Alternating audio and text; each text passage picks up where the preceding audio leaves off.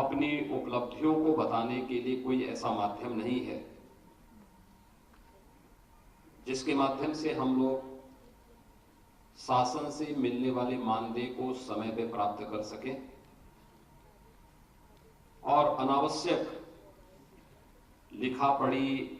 और कागजों को या रजिस्टर को इकट्ठा करने की समस्या से हमें निजात मिल सके। आज मुझे बताते हुए प्रसन्नता है कि राज्य सरकार और केंद्र सरकार के संयुक्त प्रयास से हम यहां पर 80,000 आशा बहनों को प्रदेश में स्मार्टफोन वितरण की कार्रवाई के साथ जोड़ रहे हैं और शेष 80,000 को हम इसके बाद दूसरे चरण में स्मार्टफोन उपलब्ध करवाने की कार्रवाई करेंगे। ये 80,000 आशा बहनों को स्मार्टफोन मिलने का मतलब उनकी भागदौड़ और लिखापढ़ी के कार्यक्रम को खाना यानी जो एक उन्हें अनावश्यक श्रम और शक्ति लगती थी, इसमें उतना उनका समय भी बचेगा, उनका श्रम भी बचेगा और साथ साथ अपने रिकॉर्ड को अपने स्मार्टफोन पर भी और प्रदेश शासन के रिकॉर्ड पे भी अपलोड करने में अब उनको मदद मिलेगी और समय पे उनका मानदेय का भुगतान भी हो जाएगा करेगा। इसलिए आज का एक कार्यक्रम बहुत महत्वपूर्ण कार्यक्रम है जिसमें आप अपने हर एक कार्यक्रम को इसके साथ जोड़ करके समयबद्ध ढंग से अपनी उपलब्धियों को शासन के संज्ञान में ला देंगे और शासन से मिलने वाला जो आपका मानदेय है उस समय पर आपके पास पहुंच जाए, इस दृष्टि से भी आपको एक सहूलियत होगी। मैं इस अवसर पर आप सभी को, पूरे प्रदेश के आशा बहनों को सबसे पहले इसके लिए हृदय से बधाई देता हूं, आप सबका अभिनंदन करता हूं। वास्तव में स्वास्थ्य की सुविधा को सबसे निचले पायदान पर बिठाने की सबसे बड़ी और महत्वपूर्ण इकाई आप हैं और मैंने तो कोरोना कालखंड में आप लोगों के कार्य को बहुत नजदीक से देखा है। सेकेंड वेव के दौरान जब पूरा देश और पूरी दुनिया एक प्रकार से तबाह सी थी, पस्त सी थी, लोगों को कुछ पता ही नहीं लग रहा था क्या करना है, बदहवास की स्थिति में पूरी दुनिया थी। उन स्थितियों में डोर टू डोर स्क्रीनिंग की कार्रवाई के साथ जुड़ना, मेडिसिन किट वितरण करना, कोविड ट्रेस और टेस्टिंग की कार्रवाई को मजबूती के साथ आगे बढ़ाने के लिए जो अभिनंदनीय कार्य उस दौरान आशा बहनों ने, आंगनबाड़ी कार्यकर्तियों ने और एएनएम ने किया था, वो अत्यंत सराहनीय रहा और मैं हमेशा इस बात को स्वास्थ्य विभाग को कहता हूं कि बहुत अच्छा कार्य उस दौरान उन्होंने किया, क्योंकि मैं प्रदेश के हर जनपद में, लगभग हर जनपद में गया था और जनपद मुख्यालय पे ही नहीं जाता था, गांवों में मैं जाता था। तो गांव में मुझे कहीं ना कहीं ये तीनों किसी न किसी रूप में वहां देखने को मिलती थी। कोई वहां पर स्क्रीनिंग की कार्यवाही के साथ जुड़ा है, कोई वहां पर टीकाकरण के साथ जुड़ा है, कोई वहां पर टेस्ट और ट्रेसिंग की कार्रवाई को आगे बढ़ा रहा है, कोई मेडिसिन किट वितरण की कार्रवाई को कर रहा है। और बहुत अच्छा कार्य उस दौरान चला था और जिसका परिणाम रहा कि जिस उत्तर प्रदेश के बारे में लोग इस बात के लिए चिंतित होते थे कि उत्तर प्रदेश जो है इतना बड़ा प्रदेश है, कोरोना कैसे कंट्रोल करेगा। मुझे लगता है कि उस कोरोना प्रबंधन के लिए हेल्थ वर्कर्स की भूमिका में, एक कोरोना वॉरियर के रूप में आपकी बहुत बड़ी भूमिका थी और आपकी सक्रिय भागीदारी के कारण कोरोना प्रबंधन को बेहतरीन तरीके से देश और दुनिया के सामने उत्तर प्रदेश ने प्रस्तुत किया और उत्तर प्रदेश के कोरोना प्रबंधन को न केवल राष्ट्रीय स्तर पर बल्कि अंतर्राष्ट्रीय स्तर पर भी सराहना मिली। मैं इसके लिए आप सबका हृदय से धन्यवाद देता हूं और आप सबको बधाई भी देता हूं। प्रदेश में वर्तमान में हमारे पास ग्रामीण क्षेत्र में 1,56,000 से अधिक आशा बहनें हैं, शहरी क्षेत्र में 7,000 से अधिक आशा बहनें हैं और 7,000 से अधिक आशा संगिनी भी प्रदेश के अंदर कार्यरत हैं। बुनियादी कार्य करती है प्रदेश के अंदर और मुझे लगता है कि जिन कार्यक्रमों के साथ आप जुड़े हुए हैं वे कार्यक्रम बहुत महत्वपूर्ण है। बच्चों के टीकाकरण से लेकर के स्वास्थ्य संबंधी हर एक अभियान के साथ जुड़ने की कार्रवाई जिस मजबूती के साथ आप करते हैं, टीकाकरण का जो बृहद कार्यक्रम प्रदेश के अंदर चल रहा है, उत्तर प्रदेश 20 करोड़ लोगों को कोरोना का vaccine 20 crore dose vaccine corona का उपलब्ध करा चुका है। ये जो 20 करोड़ कोरोना डोजेस उत्तर प्रदेश के अंदर लगी है, इसमें भी आपकी बहुत बड़ी भूमिका है और इसने कोरोना को कंट्रोल करने में भी एक बहुत बड़ी भूमिका का निर्वहन किया है। प्रदेश के अंदर ग्रामीण क्षेत्र में चलने वाली तमाम अन्य कार्यक्रम, उत्तर प्रदेश इस बात के लिए बदनाम रहता था कि उत्तर प्रदेश के अंदर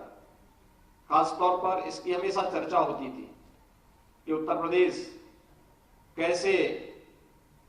यहां पर मातृ मृत्यु दर, शिशु मृत्यु दर या फिर जो तमाम अन्य बीमारियां थी वह नेशनल एवरेज से ज्यादा पैमाने पे यहां पे मौतें होती थी और हमेशा लोग इसके बारे में हमें कटघरा में खड़ा करते थे, उत्तर प्रदेश को कटघरे में खड़ा करते थे कि आखिर ये सरकार ठीक ढंग से इसका प्रबंधन नहीं कर रही है। लेकिन अभी हाल ही में जो भारत सरकार की स्टेट हेल्थ इंडेक्स जो 19-20 की रिपोर्ट आई है और मुझे बताते हुए प्रसन्नता है कि स्टेट हेल्थ इंडेक्स राउंड 4 में जो वार्षिक रिपोर्ट आई है, देश के 19 बड़े राज्यों में उत्तर प्रदेश ने इंक्रीमेंटल रैंकिंग में उत्तर प्रदेश को पहला स्थान प्राप्त हुआ है। यानी ये एक उत्तर प्रदेश के आंकड़े चौंकाने वाले आंकड़े हैं कि हेल्थ आउटकम डोमेन के कुल जो 12 संकेतांक थे उनमें से 6 के साथ उत्कृष्ट प्रदर्शन उत्तर प्रदेश ने किया है। यह तब संभव हो पाया है जब समय पर आप लोगों ने प्रदेश के अंदर स्वास्थ्य की सुविधाओं को प्रत्येक नागरिक तक पहुंचाने के लिए कार्य किया और उस कार्यक्रम का जो परिणाम रहा, चाहे वह मातृ और शिशु स्वास्थ्य से संबंधित हो, किशोर स्वास्थ्य का है, टीकाकरण, परिवार नियोजन, इनसे संबंधित जितने भी ये कार्यक्रम रहे हैं वे सभी कार्यक्रम अत्यंत महत्वपूर्ण रहे हैं और उसका परिणाम रहा कि मातृ मृत्यु दर और शिशु मृत्यु दर में प्रदेश में 2015-16 की तुलना में काफी सुधार हुआ है। इसी प्रकार से माताओं, बहनों और बच्चों को जानकारी के अभाव में जो टीकाकरण नहीं हो पाता था उसमें भी ससमय टीकाकरण के कार्यक्रम को आगे बढ़ाना,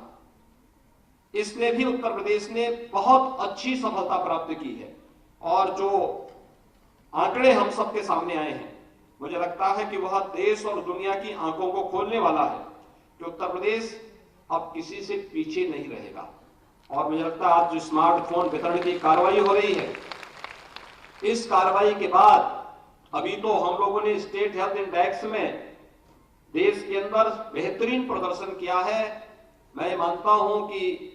आने वाले समय में उत्तर प्रदेश के जो डाटा होंगे, जिस तेजी के साथ यहां पर कार्य हुआ है, वह बहुत ही अच्छा होगा। बहुत ही अच्छी सफलता देश के अंदर एक नया मॉडल इस फील्ड में उत्तर प्रदेश प्रस्तुत करने में सफल होगा।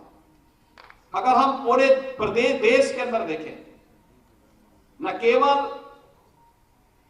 ग्रामीण क्षेत्र में और समाज के अंतिम पायदान पर बैठे हुए व्यक्ति तक स्वास्थ्य की बेहतरीन सुविधा उपलब्ध कराने के लिए उत्तर प्रदेश ने विगत 4.5 वर्ष के अंदर बेहतरीन सफलता प्राप्त की, बल्कि प्रदेश के अंदर स्वास्थ्य सुविधाओं के विस्तार करने यानी हेल्थ इंफ्रास्ट्रक्चर के विस्तार करने में भी हमने सफलता प्राप्त की है। आज इसी का परिणाम है कि उत्तर प्रदेश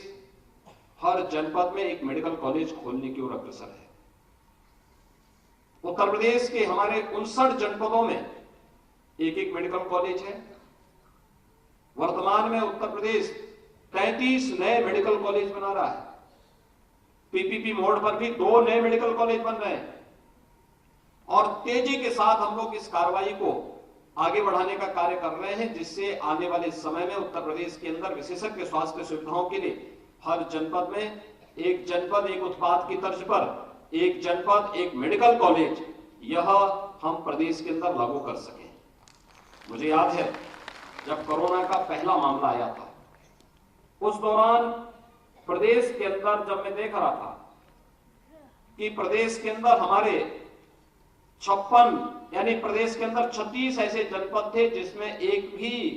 आईसीयू के बेड नहीं थे। आज मुझे बताते हुए प्रसन्नता है कि प्रदेश के सभी 75 जनपदों में हमारे पास आईसीयू के बेड मौजूद हैं और हर जगह वेंटिलेटर मौजूद है। हमारे पास प्रशिक्षित स्टाफ है। आपने कोरोना की द्वितीय लहर में देखा होगा कि कोरोना की द्वितीय लहर के दौरान प्रदेश के अंदर और देश के अंदर और दुनिया के अंदर भी ऑक्सीजन की समस्या खड़ी हुई थी और वर्तमान में हम लोगों ने भारत सरकार की मदद से प्रधानमंत्री जी के मार्गदर्शन में प्रदेश के अंदर 551 ऑक्सीजन प्लांट हमारे स्थापित हो गए हैं। यानी हर जिला अब प्रधानमंत्री मोदी जी की भावनाओं के अनुरूप ऑक्सीजन की आपूर्ति के लिए स्वयं ही आत्मनिर्भर हो गया है। अब उसे ऑक्सीजन के लिए किसी अन्य जनपद पे और किसी अन्य राज्य पर निर्भर नहीं रहना पड़ेगा। हर जनपद में हमारे पास वर्तमान में एडवांस लाइफ सपोर्ट एम्बुलेंस मौजूद है और महत्वपूर्ण बात तो ये कि अभी हाल ही में उत्तर प्रदेश ने एक साथ 5000 से अधिक स्वास्थ्य केंद्रों का लोकार्पण का कार्यक्रम और शिलान्यास की कार्रवाई को संपन्न भी किया है।